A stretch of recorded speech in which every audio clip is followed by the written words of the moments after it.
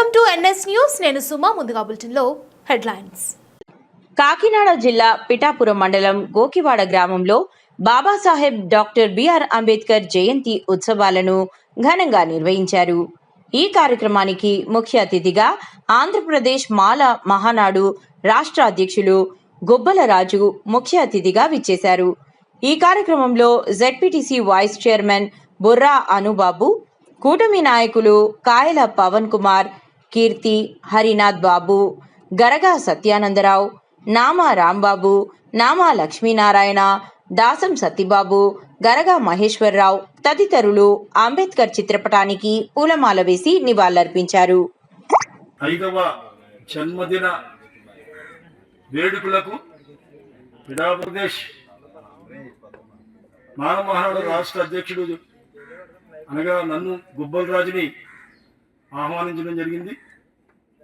ఈ ఆహ్వానాన్ని మన్నించి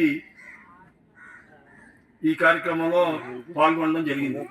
ముఖ్యంగా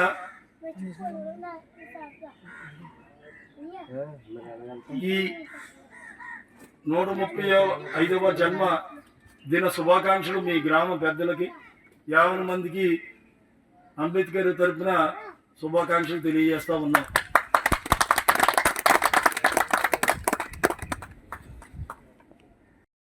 జంతువు కంటే హీనంగా చూపబడిన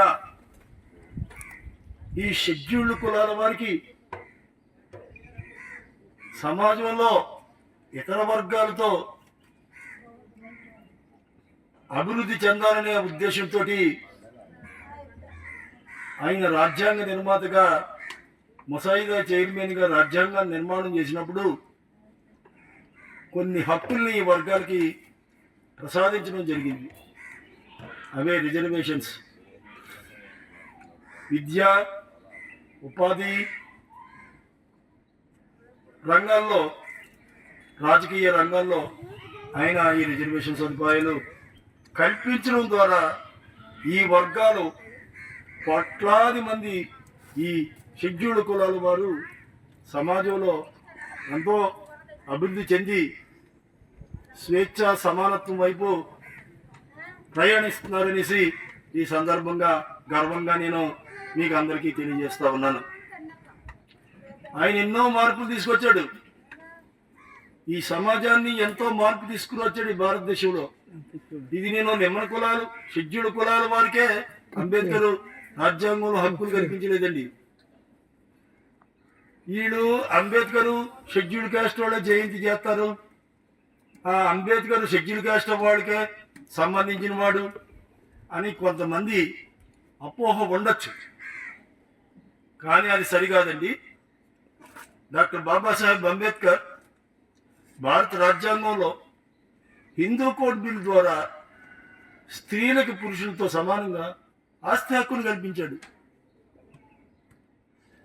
ఆయన అవహేళన చేశారు ఆనాటి కాంగ్రెస్ నాయకులు వల్లభాయ్ పటేల్, నెహ్రూ గారు ఇత్యాది, రాజాజీ ఇత్యాది నాయకులందరూ అంబేద్కర్ ఆడవాళ్ళకి పురుషుడితో సమానంగా హక్కులు ఇవ్వడం ఏంటండి అని దేశవ్యాప్తంగా ఆయన మీద అంబేద్కర్ ప్రతిపాదించిన ఈ బిల్లు మీద ఒక వ్యతిరేకతను తీసుకొచ్చారు.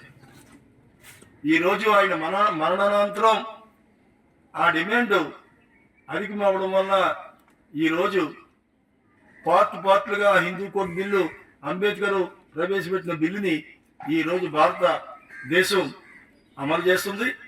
ఈ అమలు చేయడం ద్వారా ప్రతి స్త్రీ తన పురుషుడితో సమానంగా అన్ని రంగాల్లో ఉద్యోగ, ఉపాధి అన్ని రంగాల్లో ప్రత్యేకమైన సదుపాయాలు పొందుతుంది. ముఖ్యంగా రిజర్వేషన్లో 33.5%, అదేవిధంగా ఉద్యోగాలు చేసే స్త్రీలు మెటర్నిటీ లీవ్ సదుపాయం, అలాగే అనేక మార్పులు చట్టాలు తీసుకురావడం ద్వారా స్త్రీకి ఎంతో మేలు చేశాడు మహనీయుడు డాక్టర్ బాబాసాహెబ్ అంబేద్కర్. అలాగే కార్మికుల చట్టాలు, పనికి వేతనం తక్కువ వేతనం ఇచ్చి ఎక్కువ పని చేయించుకునే ఆ రోజుల్లో 8 hours డ్యూటీ, 8 గంటల సమయం, దానికి సరైన వేతనం ఈ చట్టాన్ని కూడా డాక్టర్ బాబాసాహెబ్ అంబేద్కర్ తీసుకొచ్చాడు. అదేవిధంగా అగ్రవర్ణాలలో ఉన్న పేదలకి కూడా ఈబీసీ కానీ ఈడబ్ల్యూసీ కానీ ఇటువంటి రిజర్వేషన్ సదుపాయాలు అనేక సదుపాయాలు అగ్రకులాల్లో పేదవాళ్ళకి కూడా అంబేద్కర్ రాజ్యాంగంలో ఆ వెసులుబాటుని కల్పించడం జరిగింది. అంబేద్కర్ స్పృశించని అంశం లేదు. అంబేద్కర్ ప్రపంచ మేధావి, ఒక సమతావాది, ఒక మానవతావాది. కొలంబియా విశ్వవిద్యాలయంలో ఆయన విద్యను అభ్యసించి ఆ విశ్వవిద్యాలయం ఒక సర్వే నిర్వహించినప్పుడు ఆ విశ్వవిద్యాలయంలో అత్యధిక ప్రగతిశీల ప్రతిభావంత నాయకుడిగా ఆ విశ్వవిద్యాలయంలో ప్రపంచ నలుమూల నుంచి మేధావులందరూ అక్కడే చదివారు. కార్ల్ మార్క్స్ కూడా అందులో చదివాడు. వీళ్ళందరినీ తలదండి ఆ సర్వేలో డాక్టర్ బాబాసాహెబ్ అంబేద్కర్ ప్రపంచ మేధావుగా, ప్రజ్ఞాశీలుడిగా, సమాజాన్ని ప్రభావితం చేసిన నాయకుడిగా ఆయన ఎన్నిక అవడం జరిగింది. హలో, అంబేద్కర్ జయంతి శుభాకాంక్షలు అందరికీ తెలియజేస్తున్నాయి. అంబేద్కర్ యువజన సంఘం అందరికి కూడా. అంబేద్కర్ గారి గురించి ముఖ్యంగా చెప్పాలంటే భారత రాజ్యాంగ నిర్మాత మరియు అందరూ కూడా సమానత్వం కోసం పోరాడిన వ్యక్తి. ఆయన ఇప్పుడు మనం అందరం కూడా ఇలా జీవించి ఉండడానికి మా చట్టాలు తేవడానికి మెయిన్ కారణం అంబేద్కర్ గారు చేసిన చట్టాలే ముఖ్య కారణం.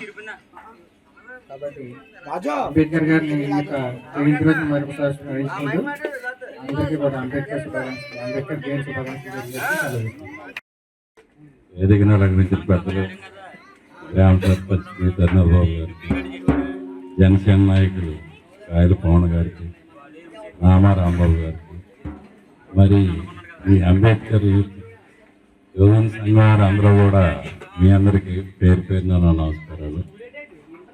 మన గ్రామంలో చిన్న గ్రామం అయినప్పటికీ మరి అంబేద్కర్ గారి మీద ఉన్న అభిమానం, ప్రేమాభిమానాలతో విగ్రహం ప్రతిష్ఠ చేసుకోవడం, ప్రతి సంవత్సరం మర్చిపోకుండా ఆయన కార్యక్రమాలు జరపడం, మరి మీ అందరూ ఆయన ఉన్న శ్రద్ధను చూస్తుంటే మా అందరికీ కూడా చాలా సంతోషకరంగా ఉంది.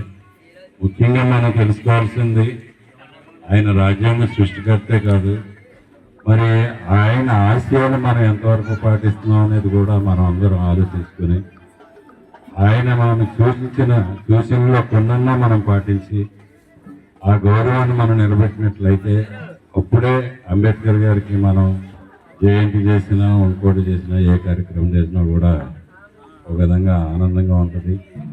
కాబట్టి ఆయన ఆచరణలో పెట్టుకుంటూ మనం అందరం కూడా ఆయన నిర్మించిన రాజ్యాంగం పట్ల గౌరవం ఉంచి ఆయన తాలూకా ఆశయాలను మనం పాటించి ప్రజలకి తెలియనటువంటి వాళ్ళకి కూడా తెలియజెప్పి ఇంకా ఈ కార్యక్రమాన్ని ఏర్పాటు చేసినటువంటి అంబేద్కర్ యువజన సంఘం గోకవాడ వారికి ప్రత్యేకంగా ధన్యవాదాలు తెలియజేస్తున్నాను. ఇది చాలా కష్టపడి యూత్ ఈ విగ్రహాన్ని ఏర్పాటు చేయడం జరిగింది.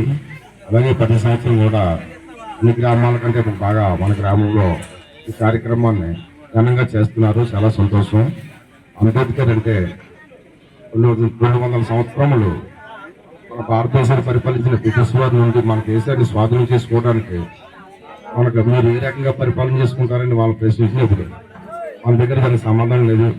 అటువంటి స్థితిలో డాక్టర్ బిఆర్ అంబేద్కర్ గారు ఉన్నత విద్యను అభ్యసించి అంటే వ్యక్తిగా అతనికి అప్పచెప్పడం జరిగింది. అనేక రాజ్యాంగాలను తీసుకునే దాంట్లో ఒక భారత రాజ్యాంగాన్ని సిస్టమ్ రాజ్యాంగం తయారు చేయడం జరిగింది. ఈ రాజ్యాంగ రచనా సంఘానికి ఆయన అధ్యక్షుడిగా ఈ రాజ్యాంగాన్ని మొత్తం మీద పూర్తి చేయడం జరిగింది. దీంట్లో మనకు సంబంధించిన అన్ని విషయాలు అన్నీ కూడా ఉంటాయి. ఏమైనా చిన్న చిన్న లోపాలను దాన్ని సవరించుకోవడానికి కూడా అవకాశం ఇవ్వడం జరిగింది.